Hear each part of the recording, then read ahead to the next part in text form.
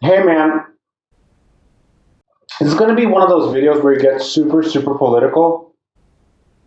Yeah, but there will be memes in it. Alright, whatever. Maybe I'll watch it.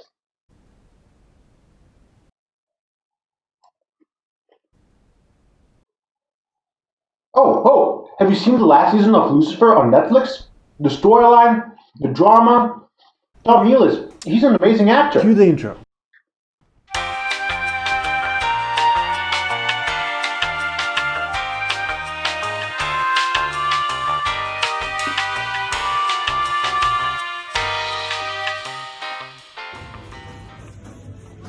If you like this video, please consider subscribing.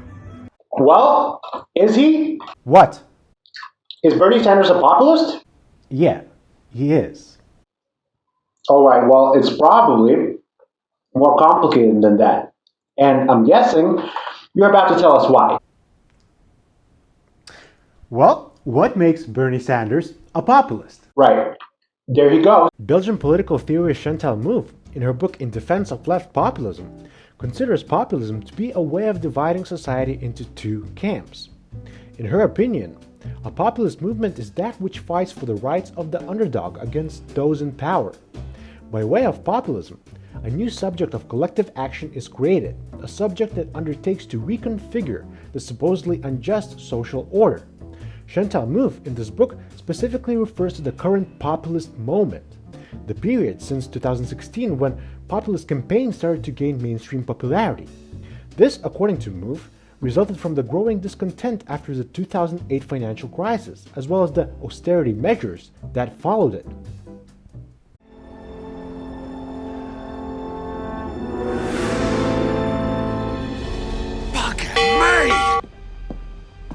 What was that, Mr. Murdoch? Captain, I hate to inform you, but we just hit a big-ass crisis. How about we provide a stimulus package in order to ensure economic growth? No. You know what? I think I have a better idea. Let's limit expenditure by way of austerity to ensure that the repercussions of this crisis are long-lasting. Yeah, you're right. That is better.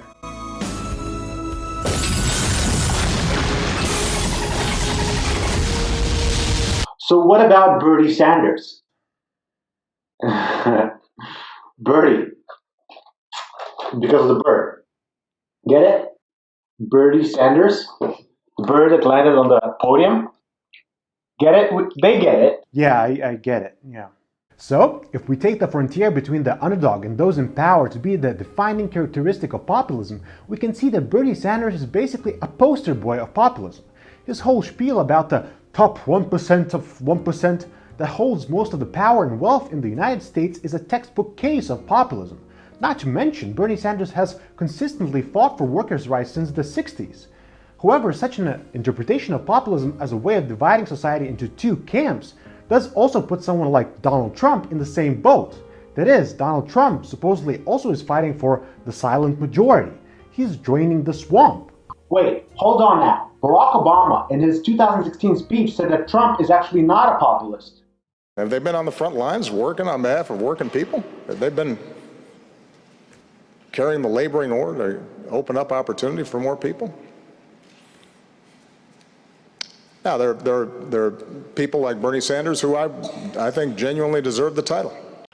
Yeah, for a lot of people, especially for those who actually support either left populism or right populism, the simple interpretation of populism based on the frontier between the underdog and the elite seems a bit too loose, a bit too simple. A famous example here would be Barack Obama, who in his 2016 speech talked in detail about his views on populism. Barack Obama here claims that Donald Trump is not a real populist because he has never acted like one. He has never fought for underprivileged. Before he was a reality TV star, you're fired. Donald Trump was a New York tabloid fixture. Obama's interpretation of populism rests on the belief that there's a real populist who is fighting on a grassroots level and a fake one who is saying populist things just to get himself elected. In my opinion, while one can appreciate Obama's sentiment, he is technically wrong. It doesn't matter what the populist candidate believes, it matters how his ideology takes effect. A lot of Trump supporters actually believe that he will fight for workers' rights. We have a president that gets it and is there to work for the people. Not about him, it's about the people. Okay, but wait a second. This German political theorist Jan Werner Müller claims that Bernie Sanders is actually not a populist. So you are wrong. He wrote a book on populism. He must know what he's talking about. Alright, what Müller is saying is that Bernie Sanders' campaign is perfectly compatible with democracy. That is to say, Bernie Sanders does not, like a usual right-wing populist, scapegoat some of the people within his own country. Right-wing populists, in Müller's opinion, are more likely to say that certain people do not even belong at all and that they should be treated as second-class citizens. Bernie is, for this reason, different because he simply emphasizes the fact that there are real inequalities within the United States society and that some of the people in the society have sharply opposed economic and social interests. Therefore, Müller claims Sanders' campaign is perfectly compatible with the idea of democracy as a clash of perspectives. So Bernie Sanders is actually not a populist then? I know it's not. Technically, Sanders is still a populist. As I said, what matters is the way the politicians' ideas take effect. Clearly, the Democratic establishment, the mainstream media, or older Democratic folks who ended up voting for Biden, did not think that Bernie Sanders is simply enriching the debate or extending American democracy. He was, in their book, a radical, and unfortunately, it matters a lot what these people think.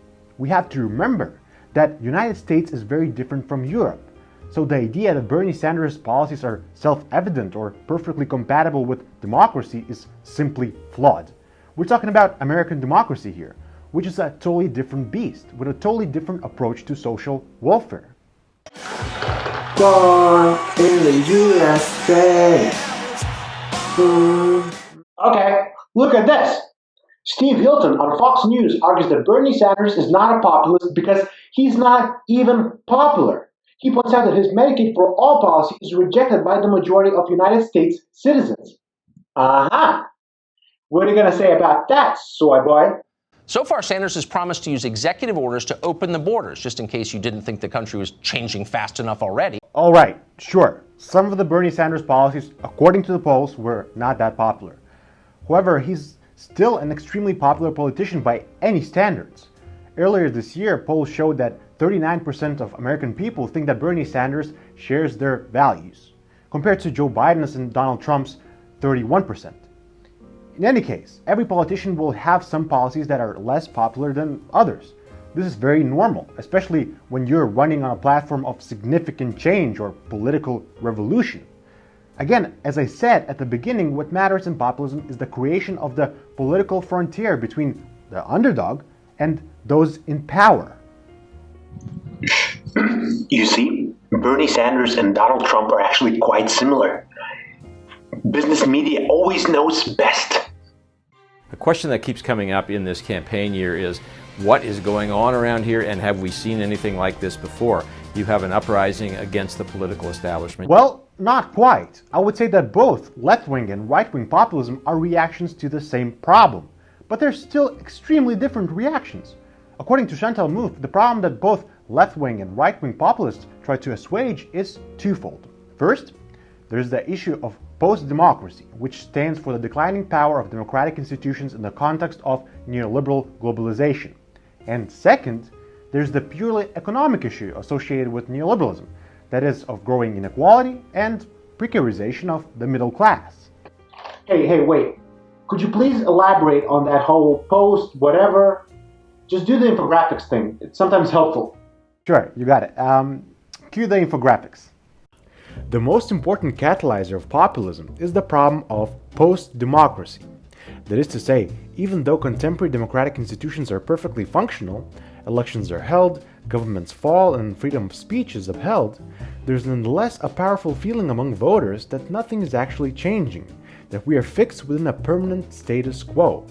According to Chantal Mouffe, this happens because present-day democracies have moved away from their quintessential imperative to give power to the people.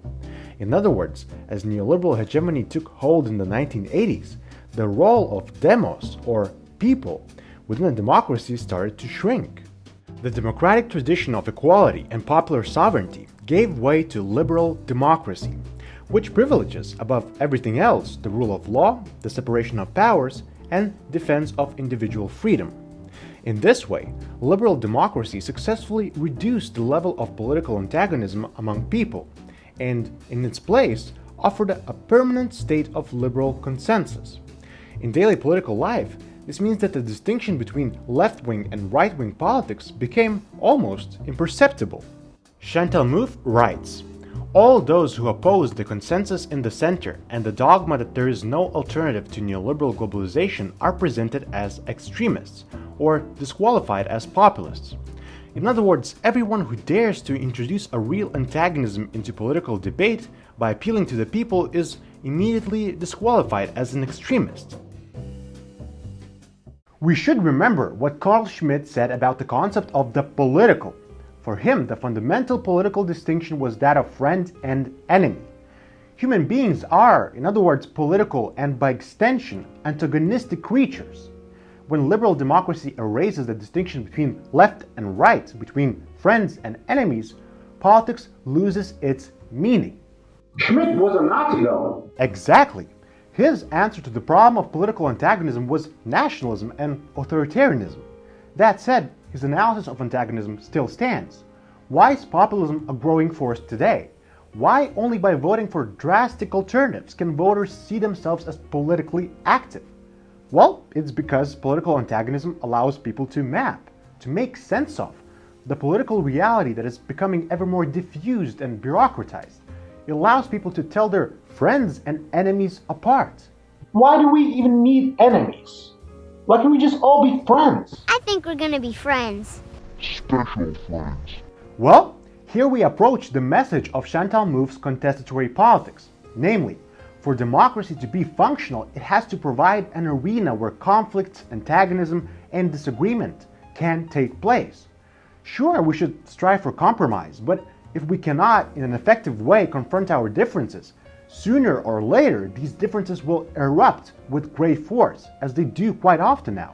Populism is, for this reason, a symptom of consensus politics that undertook for quite some time to negate basic differences of opinion within our democracies. So what you're saying is that populism is good? Well, populism is a reaction to a problem, and as any other reaction, there are good ways and bad ways of targeting it. So, right-wing populism restores popular sovereignty by way of nationalism. Therefore, the idea of people in right-wing populism actually excludes all kinds of people. Whether they're immigrants, sexual or religious minorities, these people are refused so that the more deserving class of people could be better protected. Even if done in the name of democracy, right-wing populism will inevitably end up restricting democracy.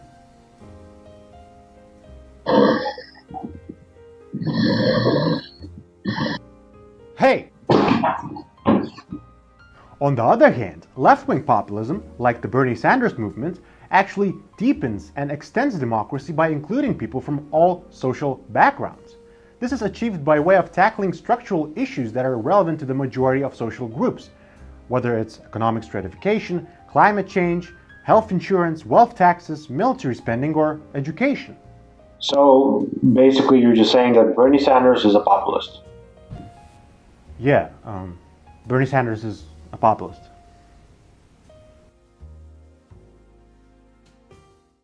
You should subscribe to my channel.